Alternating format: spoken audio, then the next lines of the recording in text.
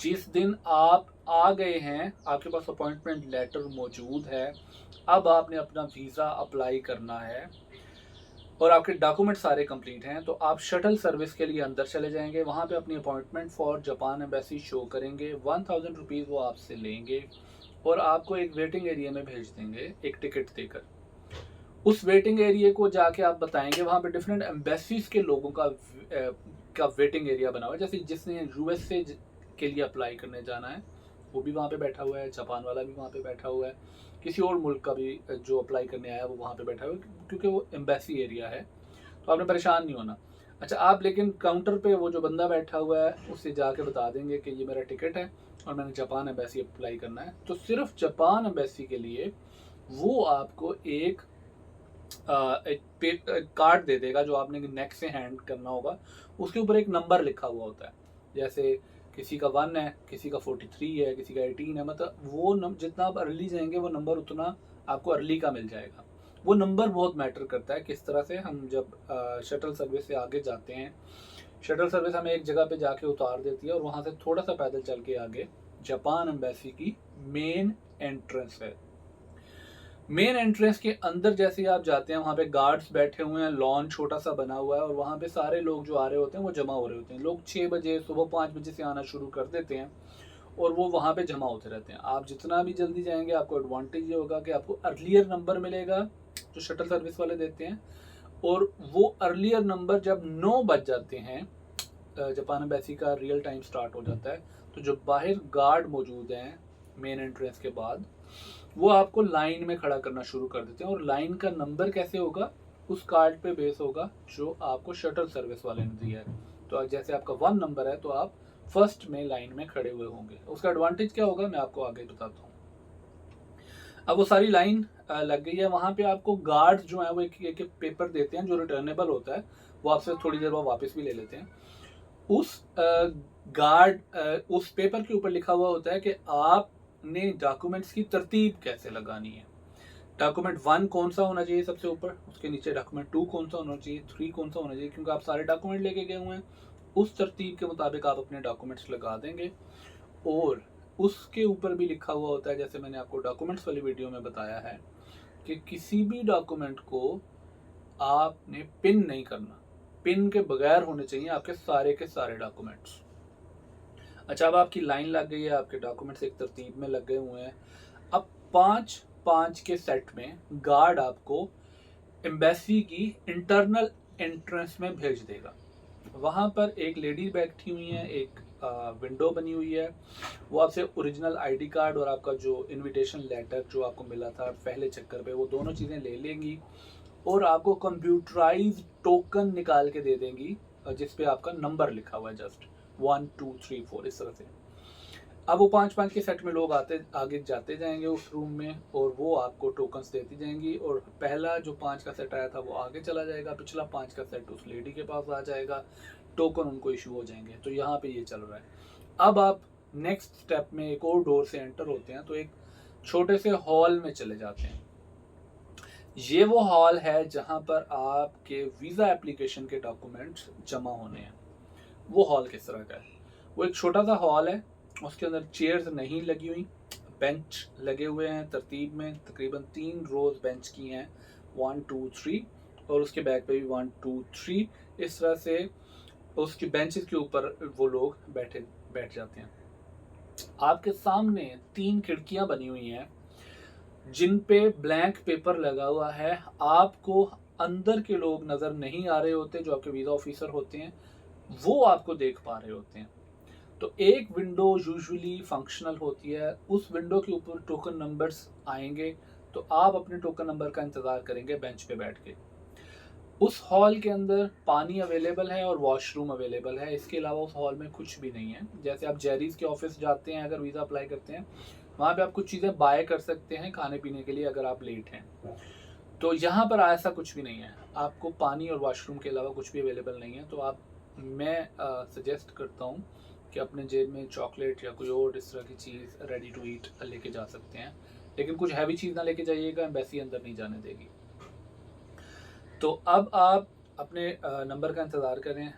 जो आपका नंबर जब आएगा टोकन का, तो आप उस विंडो पे चले जाएंगे। वहाँ पर यूजुअली 5 to 7 मिनट का टाइम पर हेड मुझे लगता है लग रहा होता है, जो मैंने काउंट किया है। उसमें आप सबसे पहले जाके जो तरतीब से डॉक्यूमेंट आपने बनाए हुए हैं उसके ऊपर आप अपना ओरिजिनल पासपोर्ट रखेंगे और विंडो के नीचे एक एरिया बना हुआ है, वहाँ से उसको स्लाइड कर देंगे। चूँकि आपको सामने बैठे हुए लोग नज़र नहीं आ रहे, वो आपका डॉक्यूमेंट पकड़ लेंगे और एज़ पर आपके वीज़ा कैटेगरी के, जैसे 4 कैटेगरीज हमने डिस्कस की थी, बिजनेस हो सकता है, रिलेटिव हो सकता है, कॉन्फ्रेंस हो सकता है और टूरिज्म हो सकता है। उनके रिक्वायर्ड डॉक्यूमेंट्स के मुताबिक वो आपके डॉक्यूमेंट्स को 1 by 1 चेक कर रहे होंगे। अगर कोई एक्स्ट्रा डॉक्यूमेंट आपने उनको दिया है वो आपको वापस कर देंगे, वो आपको उठा लेना है फ़ौरन। अगर आपके डॉक्यूमेंट्स में कोई डिस्क्रिपेंसी है तो वो आपको हाईलाइट कर देंगे कि भाई आपने 10th ऑफ जुलाई से अपनी होटल बुकिंग शुरू की हुई है, जबकि 10th का तो आपका टिकट है, आप जापान में 11 से पहुंच रहे हैं, तो आपके डॉक्यूमेंट हम सबमिट नहीं कर सकते। आप जाएं अपने सारे डॉक्यूमेंट्स को सिंक करके हमारे पास वापस लेकर आएं। अब मैंने देखा कुछ लोग उनसे बहस करने लग जाते हैं। आपको बहस करने का कोई भी फ़ायदा नहीं होगा, क्योंकि उन्होंने रिक्वायरमेंट बड़ी क्लियरली दी हुई है आपको कि आपके डॉक्यूमेंट्स सिंक होने चाहिए, कौन कौन से होने चाहिए, किस तरतीब में होने चाहिए। इनमें से जो भी प्रॉब्लम आ रहा है वो आपको हाईलाइट करें, आपको अपने डॉक्यूमेंट ले लेने हैं और आपने उनको सिंपली कहना है कि जी मैं डॉक्यूमेंट्स ठीक करके बेहतर करके दोबारा सबमिशन के लिए आऊँगा, आज मैं जा रहा हूँ। वो आपसे एक्सपेक्ट भी यही करते हैं। अच्छा, दूसरी बात ये है कि वो आपसे उन डॉक्यूमेंट्स में रेलेवेंट कोई क्वेश्चन होगा तो आपसे पूछेंगे समझने के लिए। जैसे एक साहब आए, उनका जो अकाउंट बैलेंस था, बैंक अकाउंट स्टेटमेंट में फाइनल बैलेंस था, उनको इनसफिशिएंट लगा। अब देखें, आप अगर जापान का वीज़ा अप्लाई करने जा रहे हैं तो जापान एक तो दुनिया के मोस्ट एक्सपेंसिव कंट्रीज़ में शामिल होता है। यानी मुझे ये पता है कि एक दफ़ा मैं वहाँ पे आड़ू लेने गया, तो वो 2 आड़ू जो पड़े हुए थे वो 1000 रुपीज़ प्लस कीमत के थे। 2 आड़ू पाकिस्तानी रुपीज़ की बात कर रहा हूँ, इतना एक्सपेंसिव है जापान। तो अब आपका अगर मिनिमम बैलेंस जो है वो शो ही नहीं कर रहा कि आप वहाँ जा सकते हैं। इसी तरह जो जापान का टिकट है, it cost you around 3 lakh rupees. तो अगर आपका अकाउंट बैलेंस शो ही नहीं कर रहा कि ये बंदा इतना महंगा टिकट बाय कर सकता है, तो वो आपको खुद सजेस्ट करते हैं कि भाई चूंकि आपका इनसफिशिएंट डिस्पोजेबल इनकम नज़र आ रहा है आपके बैंक अकाउंट में, यानी आपके जो एक्सपेंसेस हैं और जो आप पैसे बचाते हैं, अर्न करते हैं, और जो उसके दरमियान में बचत होती है वो शो नहीं हो रही है आपके बैंक अकाउंट से, तो आप वीज़ा अप्लाई ना करें। वो आपको खुद गाइड करते हैं वीज़ा अप्लाई क्यों ना करें। देखिए, अगर आपने पासपोर्ट जमा करवा दिया तो आपके पासपोर्ट पे जापान एम्बेसी स्टैंप लगा देगी कि जापान वीज़ा रिजेक्टेड। अब जब जापान वीज़ा रिजेक्टेड की स्टैंप आपके पासपोर्ट पे लगी हुई होगी, तो यकीनन जब आप बाकी कंट्रीज़ का वीज़ा अप्लाई करने जाएंगे, वो स्टैंप एक नेगेटिव मार्किंग कंसिडर होगी और बाकी कंट्रीज़ का वीज़ा लेना भी मुश्किल हो जाएगा। तो वहाँ पर भी लोग उनसे बहस करने लग जाते हैं कि नहीं जी, आप रखें हमारे डॉक्यूमेंट, आप भेजें, आगे देखते हैं, अल्लाह खैर करेगा। वो आपको बड़ा क्लियरली गाइड करें और रोज़ कई वीज़े रिजेक्ट होते हुए देखते हैं, तो वो अच्छी गाइडलाइन दे रहे होते हैं आपको। तो आप इनसफिशिएंट बैलेंस के साथ ना वीज़ा अप्लाई करें, ये आपके हक में बेहतर है। इसलिए वो आपके डॉक्यूमेंट नहीं लेना चाह रहे होते, तो आप उनसे बहस विंडो पर ना करें। अच्छा, एक और मिस आई, उन्होंने जब डॉक्यूमेंट दिए तो उनके डॉक्यूमेंट्स के ऊपर ऑयल लगा हुआ था, फिल्दी डॉक्यूमेंट थे। उन्होंने अंदर से बताया कि मिस, आपका जो डॉक्यूमेंट्स हैं वो ऑयल लगा हुआ है। तो मिस ने जवाब दिया कि ये मैंने नहीं लगाया, ये जिसने डॉक्यूमेंट्स फिल किए हैं उन्होंने लगाया है ये ऑयल। देखें, आप अपने डॉक्यूमेंट उनको दे रहे हैं और आप उसकी ओनरशिप भी नहीं ले रहे। आप कह रहे हैं कि ये तो किसी और ने लगा दिया है, तो डॉक्यूमेंट तो आप सबमिट करवाने आए ना, वीज़ा तो आपका लगना है। तो आप उनसे ये बहस ना करें, बल्कि आप अपने डॉक्यूमेंट्स को बहुत साफ़ सुथरे फॉर्म के अंदर लेके आएँ, ताकि वो प्रॉब्लम ना हो, आपकी डॉक्यूमेंट्स एक्सेप्ट हो जाएँ। तो ये ओनरशिप आपको खुद लेनी है। अच्छा, इसी तरह एक स्टूडेंट आए जिन्होंने जापान की लैंग्वेज कोर्स के लिए जापान जाना था और उनके पास जापान की फ़ी भी उन्होंने पे की हुई थी, एक्सेप्टेंस लेटर भी मौजूद था, लेकिन उनके डॉक्यूमेंट्स तरतीब में नहीं थे, डॉक्यूमेंट्स सही तरह फिल नहीं थे या कटिंग थी उनके ऊपर।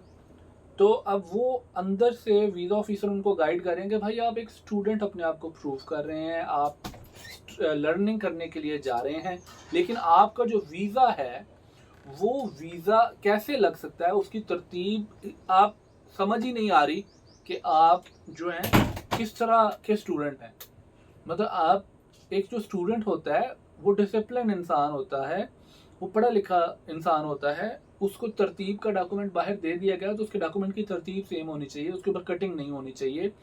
उसके अंदर एड्रेस वाला कॉलम खाली था, वो एड्रेस क्यों नहीं लिखा, आपको कैसे कॉल करेंगे, कैसे अगर कॉन्वोकेशन आपसे कन्वर्सेशन करनी होगी कैसे करेंगे। तो वो भी उन्होंने वीज़ा ऑफिसर ने उनको समझाया, लेकिन वो बहस कर रहे थे, तो उस पर भी उनके डॉक्यूमेंट्स जो हैं वापस किए गए, उन्होंने दोबारा फॉर्म वगैरह फिल किया होगा, बाद में वो आए होंगे। तो इस तरह की इंफॉर्मेशन जो आपको दी जा रही होती है उस पर आप जो बहस करेंगे उसका एडवांटेज नहीं होता, सिर्फ बाकियों का टाइम लग रहा है और उनका टाइम लग रहा है और वो आपसे इनॉय हो रहे हैं। तो इस अनॉयंस से बचने के लिए जो गाइडलाइन आपको दी गई है उसके ऊपर चलें और आप अपने डॉक्यूमेंट्स को सिंक रखें, तरतीब में रखें, साफ सुथरा रखें, अच्छे तरीके से प्रेजेंट करें। तो मैंने देखा है वो जो क्वेश्चन हैं या तो नहीं करते उन लोगों से जिनके डॉक्यूमेंट बिल्कुल ठीक हैं और उनके अंदर सब्सटेंस मौजूद है, यानी उनकी बैंक स्टेटमेंट उनके इनकम सोर्सेज को शो कर रही है, उनके पास टिकट जो है उसकी कंफर्मेशन है, सारा कुछ है, तो फिर आपको वो सवाल भी इतने नहीं पूछते, आपके डॉक्यूमेंट्स रख लेते हैं और वो बाद में आपको कॉल करते हैं कि आपका वीज़ा आ गया या नहीं आ गया, वो डिसीजन दिलवा देते हैं आपको। अच्छा, एक और इम्पोर्टेंट सवाल, कन्वर्सेशन जो एक लड़के से उनकी हुई, वो अपनी कंपनी पाकिस्तान में चला रहा था और सर्विसेज कहीं बाहर प्रोवाइड कर रहा था, तो उस पे भी उन्होंने सवाल जवाब काफ़ी किया क्योंकि वो समझना चाह रहे थे कि ये किस तरह की कंपनी चला रहा है, बाहर से जो इसको पैसे आते हैं वो किस फॉर्म में आते हैं, उसका क्या प्रूफ है इसके डॉक्यूमेंट्स के अंदर। तो उससे भी काफ़ी सवाल जवाब किए गए। उसने जो सैलरीज पे की हुई हैं वो सैलरीज का भी सवाल जवाब होता है कि आप कितने एम्प्लॉयज़ हैं आपके पास, वो क्या सैलरीज आप उनको पे कर रहे हैं, ओवरऑल क्या सैलरी पे कर रहे हैं, उसकी क्या डॉक्यूमेंटेशन है। तो अगर आपकी अपनी कंपनी वर्क कर रही है तो उसके भी आप अपनी तरफ से सब्सटेंशियल डॉक्यूमेंट्स की सेपरेट फाइल ले जाएं ताकि उनका कोई सवाल हो या कोई डॉक्यूमेंट वो आपसे एडिशनल चाह रहे हो तो वो आप उनको प्रोवाइड कर सकें there and then on the window. तो इससे भी आपके वीज़ा लगने के चांसेस बढ़ जाते हैं। इसके अलावा एंड पे मैं एक बहुत इम्पोर्टेंट बात आपको एक्सपीरियंस पे बेस करके बताना चाह रहा हूँ। चूँकि मैंने बहुत सारे वीज़े अप्लाई किए हुए हैं, अल्हम्दुलिल्लाह काफ़ी ट्रैवल किया हुआ है, तो मैं आपको एक इम्पोर्टेंट फैक्टर ये बताना चाहूँगा कि आप अगर फर्स्ट वीज़ा लगवाने जा रहे हैं तो आप किसी रिच कंट्री का वीज़ा, इकोनॉमिकली स्टेबल कंट्री, बहुत ज़्यादा स्टेबल कंट्री का वीज़ा ना लें फर्स्ट वीज़ा। यानी अगर आप ट्रैवलिंग शुरू करें अभी अपनी ज़िंदगी में, आपके पास कुछ अमाउंट डिस्पोजेबल पड़ी हुई है, आप ट्रैवल करना चाह रहे हैं जो कि करना चाहिए, तो आप स्टार्ट लें श्रीलंका से ले लें। अच्छा, श्रीलंका जो है वो आपको वीज़ा दे देगा, फर्स्ट वीज़ा भी लगने का बहुत हाई चांसेस हैं, शायद 99% से भी ज़्यादा लोगों को वीज़ा श्रीलंका का मिल जाता है। अब श्रीलंका बड़ा खूबसूरत है, बहुत ग्रीन है, साफ़ सुथरा है, लोग उसके बुरे नहीं हैं। पाकिस्तान की जो रिस्पेक्ट चंद मुल्कों में मैंने देखी है, पाकिस्तानी की रिस्पेक्ट जो चंद मुल्कों में मैंने देखी है उसमें से एक श्रीलंका है। उसकी वजह है कि तमिल टाइगर से लड़ने में हमारी आर्मी ने उनकी हेल्प की थी, तो उस वजह से वो समझते हैं कि एक बहुत बड़े नासूर से उनकी जान छुड़ाने में पाकिस्तान की हेल्प है, तो इसलिए वो पाकिस्तानी को हाई रिगार्ड करते हैं और वो मुल्क देखने वाला है। मतलब आप उसके लैंडस्केप जाएं, उसके मतलब जो उसका जो रेल ट्रैक है अराउंड श्रीलंका उसको एंजॉय करें, समुंदर को एंजॉय करें, बीचेस को एंजॉय करें, कोलंबो को एंजॉय करें। गॉल उनका बहुत खूबसूरत इलाका है, वहाँ पे पोर्तुगीज़ लोगों ने जो इनिशियली जिन्होंने टेक ओवर किया था उस इलाके को, वहाँ पे एक बहुत अच्छा किला बनाया हुआ है। आज जो उसकी वाइब है, उसके अंदर वॉक करने की जो वाइब है, उसमें जो कॉफ़ी शॉप्स हैं, उसमें जो लोग रह रहे हैं, बड़ी रिफ़्रेशिंग सी वाइब है, बड़ी कॉम सी वाइब है। आप रात जब वहाँ वॉक करते हैं यू एंजॉय अ लॉट। मतलब Sri Lanka is a good country to visit to start your travelling journey internationally. अच्छा, इसके अलावा मैं सजेस्ट करूँगा मलेशिया चले जाएं। मलेशिया के अंदर आपको हार्मनी सीखने को मिलती है, कल्चरल हार्मनी। वो मैंने देखा है कि वहाँ पे नकाब में मलबूस बच्ची की जो स्कर्ट वाली बच्ची है उससे दोस्ती है, वो दोनों एक दूसरे को कल्चर को एक्सेप्ट करती हैं, वो अपने कल्चर में ज़िंदा रहती है, वो अपने कल्चर में ज़िंदा रहती है, एक दूसरे से नफ़रत नहीं करते। ये चीज़ आपको बाकी मुल्कों में देखने को नहीं मिलती। इवन मैं यूरोप के बहुत सारे विज़िट किए हुए हैं, वहाँ पे भी आपको रेसिज़्म मिलती है, यानी ये चाइनीज़ है, वो डिसलाइक करते हैं। ये ब्राउन है, ब्राउन स्किन के लोग, उनको वो बहुत डिसलाइक करते हैं। मतलब उनकी नज़रों से मैंने महसूस किया है रेसिज़्म को, इतने वो तंग नज़री से देख रहे होते हैं। सब लोग ऐसे नहीं होते, मैं चंद लोगों की बात कर रहा हूँ, क्योंकि आप लाखों लोगों को देखते हैं अपने इर्द-गिर्द जब आप जाते हैं, चंद लोग ऐसे होते हैं।